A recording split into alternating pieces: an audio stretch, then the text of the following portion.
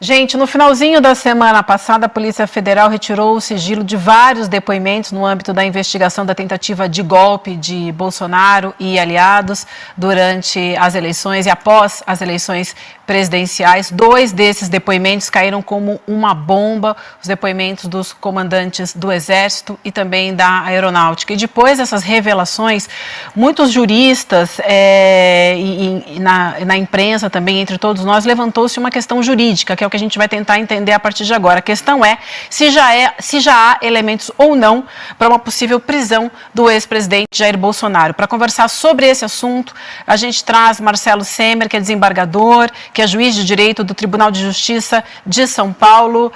Doutor, seja muito bem-vindo ao ICL, é um prazer recebê-lo. Bom dia. Bom dia a todas, todos, aos espectadores, Vivi, William, Eduardo, estou aqui à disposição.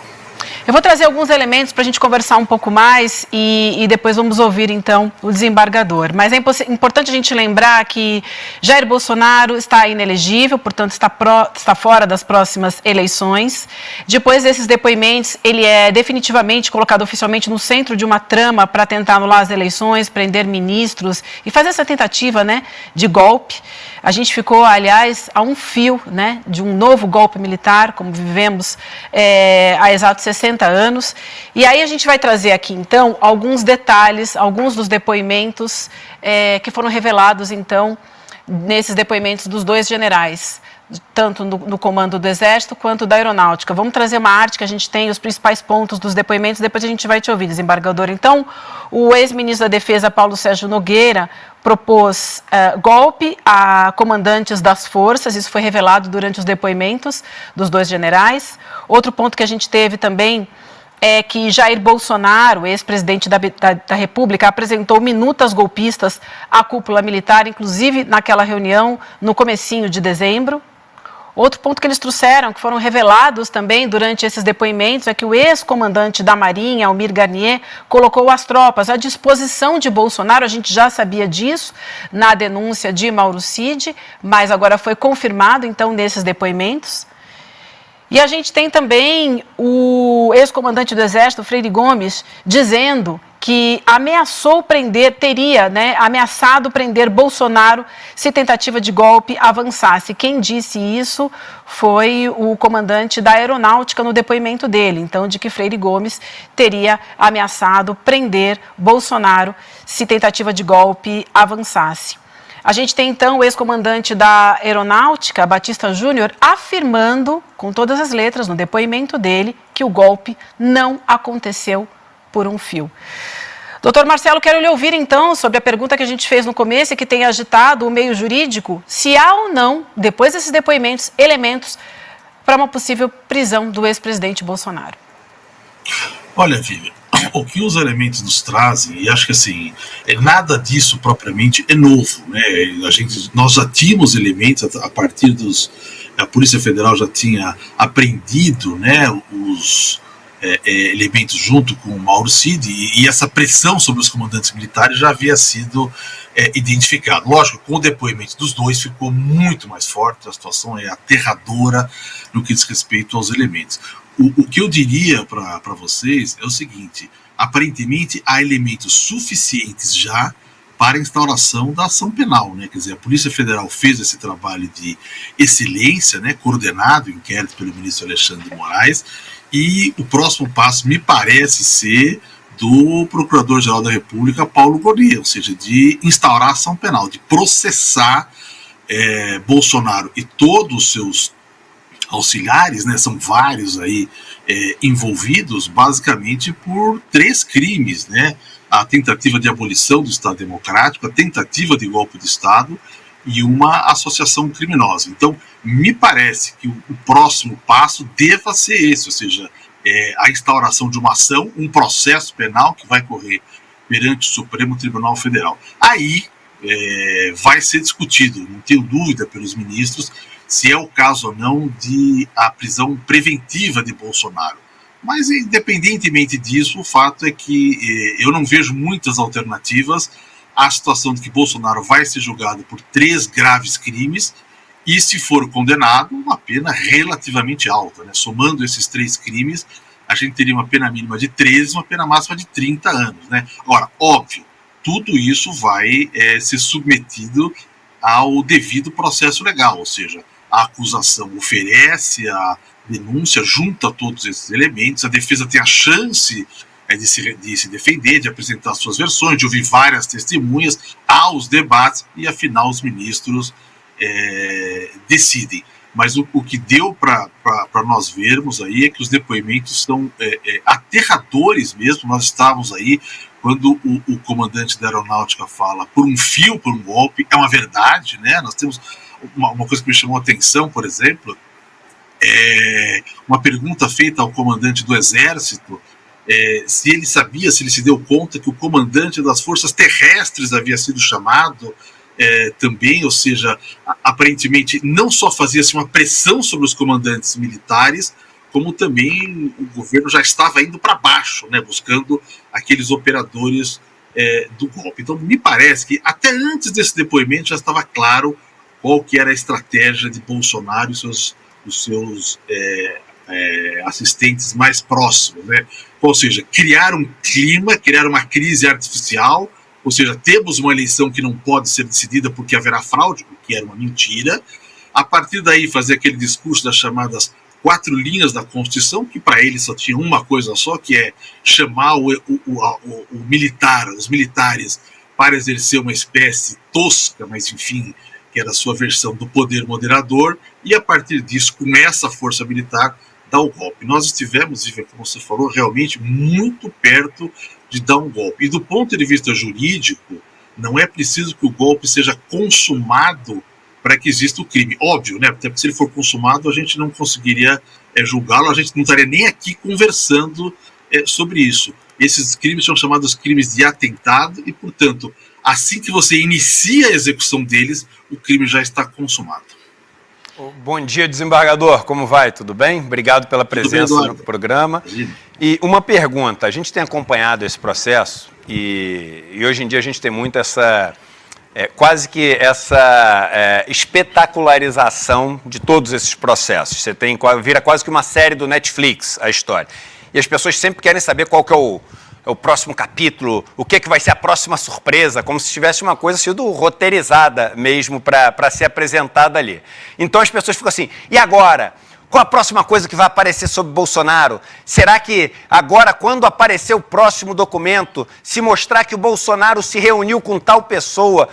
Aí a pergunta é o seguinte, não necessariamente precisaria aparecer mais nada, que às vezes eu venho para cá falando o seguinte, mas vem cá, por que a gente está esperando aparecer mais coisas? Será que já não é suficiente? Porque eu fico imaginando o seguinte, se não tivéssemos nada e alguém falasse, imagina se tivermos uma minuta, se o outro cara vier confirmar a minuta, se disser que se reuniu, que fez uma alteração ele mesmo, Bolsonaro, que o cara disse que estava dentro do golpe, que os outros... A gente falaria no começo, falaria assim, não, se tiver tudo isso, aí, meu Deus do céu, aí tá feito o caso, aí o cara não tem escapatória. A impressão que eu tenho é que a gente tem tudo isso, e ainda fica, por causa até desse entretenimento que virou a história, precisando de novos capítulos, esperando o que vai acontecer. A pergunta é, o que já tem não é extremamente forte e já não seria suficiente para uma possível condenação severa de Bolsonaro? Eu concordo com você plenamente, Eduardo. Lógico, a gente não tem todo o processo na mão, todo o inquérito na mão, mas os elementos que nós temos são suficientes para ajuizar a ação penal, para processar Bolsonaro por esses 3 crimes. Eu imagino que a Polícia Federal está terminando, digamos assim, de fazer aquele decodificação dos aparelhos, enfim, então ela vai ter algum tempo para entregar o inquérito, digamos assim, como a gente chama, relatado na mão do Procurador-Geral da República. Mas me parece, Eduardo, eu tenho a mesma convicção que você, de que o trabalho da polícia, de muita excelência, de muita capacidade, enfim, ele está se encerrando. E o próximo passo, a meu ver, vai estar na mão do Procurador-Geral da República, Paulo Gonet, ou seja, de ajuizar a ação penal. Lógico, evidentemente que todo mundo aqui, a gente para e pensa, eu quero saber quanto tempo ele pega de cana, eu quero saber quanto tempo vai ser condenado. Mas nós vamos ter um processo judicial, faz parte disso, né? A gente tem que preservar o devido processo legal para todos. E o devido processo legal dele vai correr perante o Supremo Tribunal Federal. Vamos ter uma denúncia do Procurador-Geral da República, Paulo Gonet, a defesa, as testemunhas, os debates e o julgamento. Óbvio que isso, imagino eu, sei lá, deve durar talvez um ano, eu não sei exatamente nos prazos. É preciso respeitar todos os prazos, a gente não deve, nesse momento, ter a ansiedade de que a solução final seja dada no mês que vem. É preciso, é muito mais importante que seja feito correto do que seja feito rápido. Mas me parece que os elementos para indicar, olha, existia aí um golpe em andamento, feito por uma associação criminosa, porque várias pessoas se reuniram para planejar isso, é seguro, né? Não temos dúvida. Esses dois depoimentos, eles tiram qualquer tipo de aresta. Não é tititi. Os caras eles não estavam fazendo tititi, eles estavam sendo fortemente pressionados. Os dois comandantes falam isso. É o convite do presidente da República, os impropérios pelas redes sociais, é a pressão pelo Braga Neto, as relações que se fazem na frente das casas dele, são aqueles movimentos que se colocaram na frente do Exército, ou seja, todas essas situações são formas de pressionar os comandantes a que falassem sim. E aí a Vivian chamou a atenção, assim, ela estava por um fio. Por que por um fio? Porque o general Batista, né, que acho que é das Forças Armadas, né, brigadeiro, ele fala assim, perguntam a ele, o que teria acontecido se o comandante do Exército falasse sim, sucumbisse? Teria tido golpe, o golpe teria se consumado. Então nós estávamos, embora nós não soubéssemos dessa proximidade, nós estamos muito, muito perto. E eu acho que os elementos, seja aquilo que nós temos trazidos, aprendidos com o Mauro Cid, nós não temos toda a sua delação, mas vários pontos já são claros, e os depoimentos que nós trouxemos, que nós tivemos agora, que foram colocados, eu acho que é por isso que o ministro Alexandre de Moraes disponibilizou, para que, assim, é uma bomba, né? Então, acho que a sociedade tem que saber o que está acontecendo. Eu só acho, Eduardo, só uma perguntinha rápida de uma coisa que você falou, que eu não queria perder isso, desembargador, sem querer estragar o roteiro da série para as pessoas que estão acompanhando tão empolgadas. Você falou, não, isso é um processo que demora um tempo e etc. Então, com a sua experiência, seria muito difícil a gente acordar algum dia nas próximas semanas e ouvir a notícia de que o Bolsonaro teve decretado algum tipo de prisão. Então seria muito difícil, hoje em dia, ele aqui dentro do país, o passaporte dele já está lá, enfim, retido e etc. Então, porque tem muita gente que está nessa, né, com meme, esperando, agora ele vai ser preso, etc. Só para a gente se situar com, enfim, com quem entende do assunto. Provavelmente esse é o tipo de coisa que não vai acontecer. Né? O que pode acontecer é o processo legal, enfim, começar de verdade agora, né? Isso, de julgamento. Eduardo, essa é uma questão bem difícil. Há duas respostas possíveis e as duas respostas são bem razoáveis. Pode haver uma decretação de prisão preventiva, quer dizer, elementos para isso não faltam, e pode não haver uma decretação de prisão preventiva. Eu acho que o Supremo é que vai decidir isso. Aparentemente, nestas condições em que ele está no território nacional e sem a possibilidade de sair, é possível que o Supremo prefira julgar o processo com ele em liberdade até decidir decretar a prisão, porque é uma decisão só, né? Não são várias instâncias, é uma só. Agora, se me perguntar, seria um absurdo que ele fosse preso preventivamente? Não, não é um absurdo. Olha. Nós temos milhares e milhares de pessoas no Brasil presas preventivamente com fundamentos muito mais leves, né? Com bem muito lembrado. Mais elementos do que o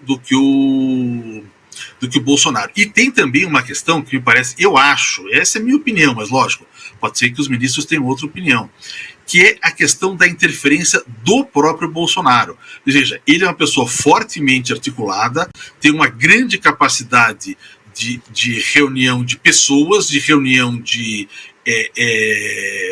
recursos, uma grande capacidade de se opor e de levar a população contra o tribunal.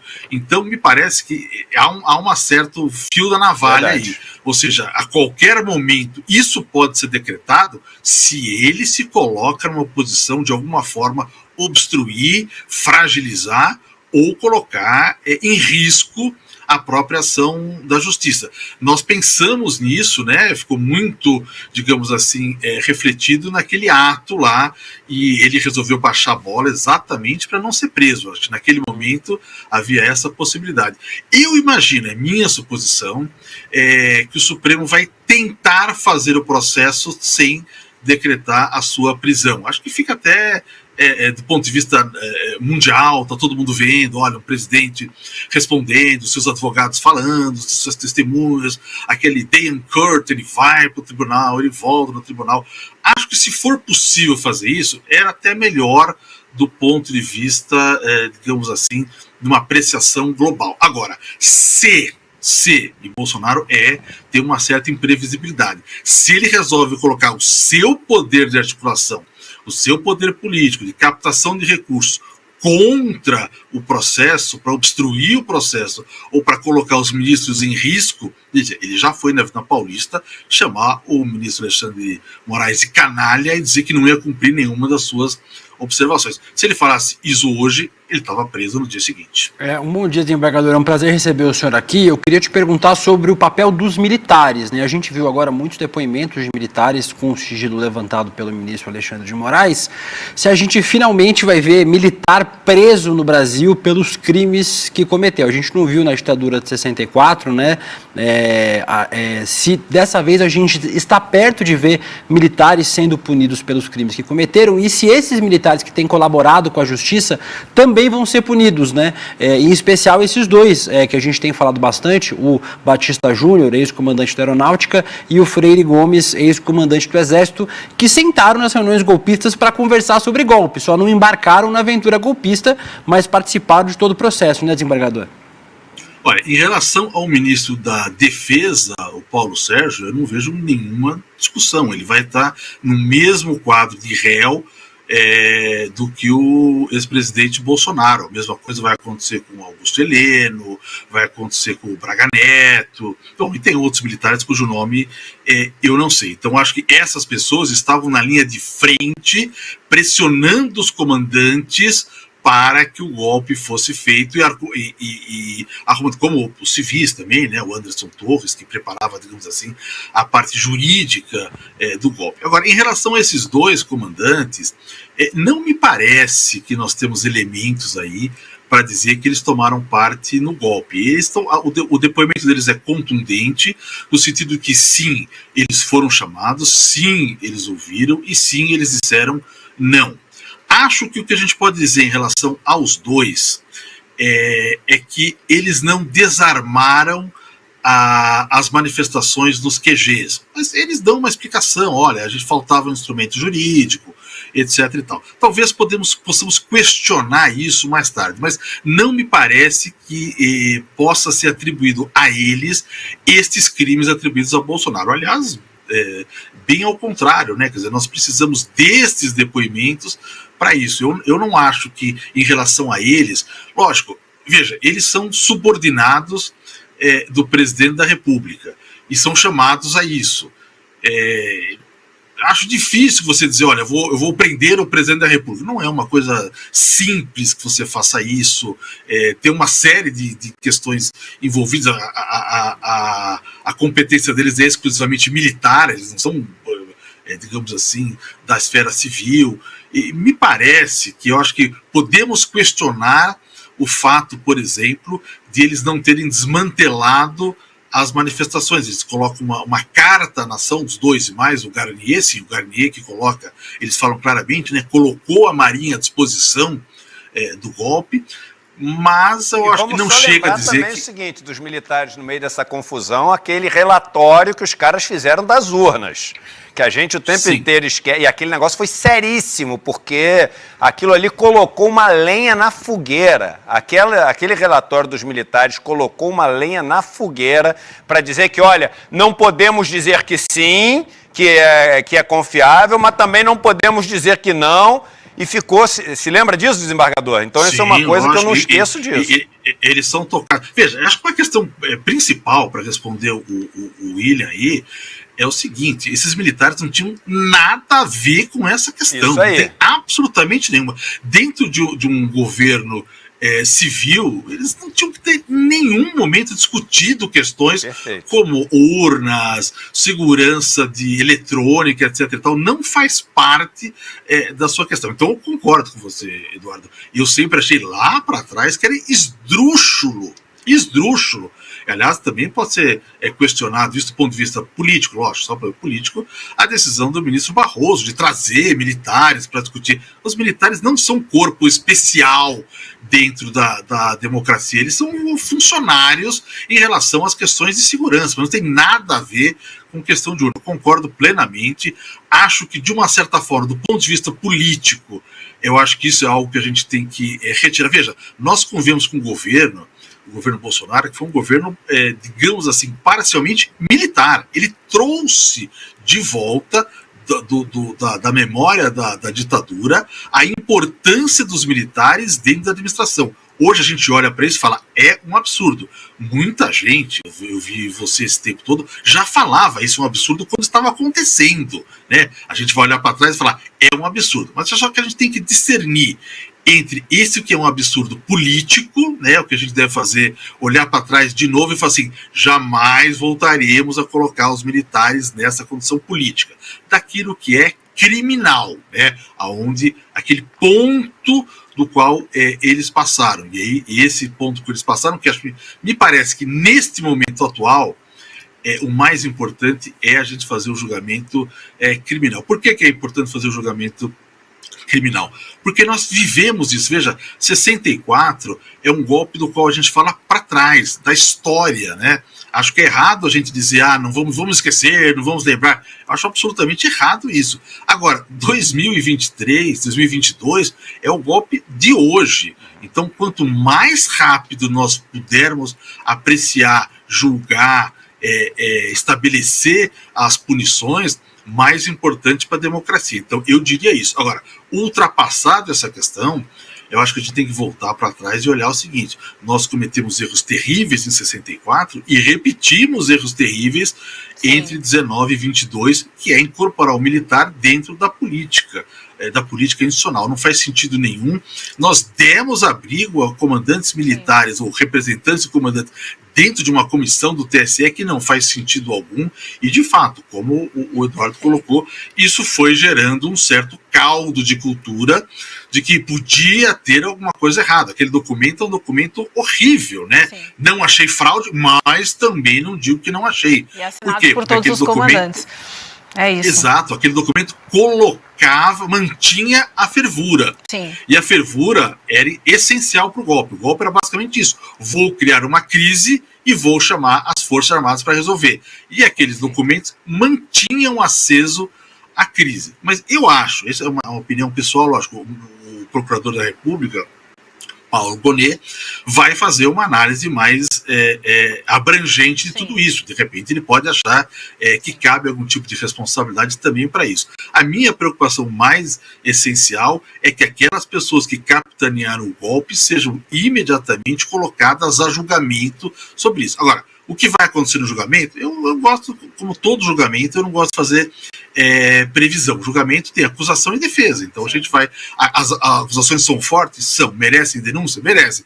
Agora, deixa eles se defenderem. Vamos ver quais são as defesas e depois os ministros julgam. Acho que é assim que funciona. É isso, então a gente agradece demais, doutor Marcelo, a sua participação. Obrigada pelos esclarecimentos super importantes aqui para esse debate. A gente segue a discussão e até uma nova oportunidade. Bom dia. E fica a dica dos livros do Marcelo, gente. Os livros do Marcelo Semer são excepcionais, tá? Ele tem vários livros já escritos e fica uma dica para vocês aí que gostam do assunto. Obrigado, Eduardo. Parabéns pelo trabalho. Obrigada, bom dia. Eu vou chamar aqui para vocês, gente, rapidamente, a gente preparou telas também com opiniões de outros juristas sobre a prisão de Bolsonaro depois desses depoimentos. Eu vou ler rapidamente, que é importante a gente manter isso no radar. Então, a gente tem aí o Walter Maierovitch, jurista, dizendo em entrevista ao UOL que, por ele, Bolsonaro ainda está executando essa terceira fase golpista. Acho que, diante desses depoimentos todos, agora existe motivo para a prisão preventiva. Temos mais um especialista também, vamos rodar no telão. A gente tem o Fernando Abrúcio, dizendo que Bolsonaro nunca esteve tão perto da prisão, porque quem está denunciando são altos comandantes militares que participaram de reunião com ele. Isso é inédito na história brasileira. E a nossa última tela, a gente tem a análise do Júlio César Hidalgo, que diz o seguinte: a situação do Bolsonaro vai piorar muito e isso pode ser para preparar a opinião popular para a prisão dele. Está cedo a prisão, porque não tem sinal de que ele vai fugir. Então, a gente tem aí mais 3 análises para juntar a nossa discussão de agora há pouco.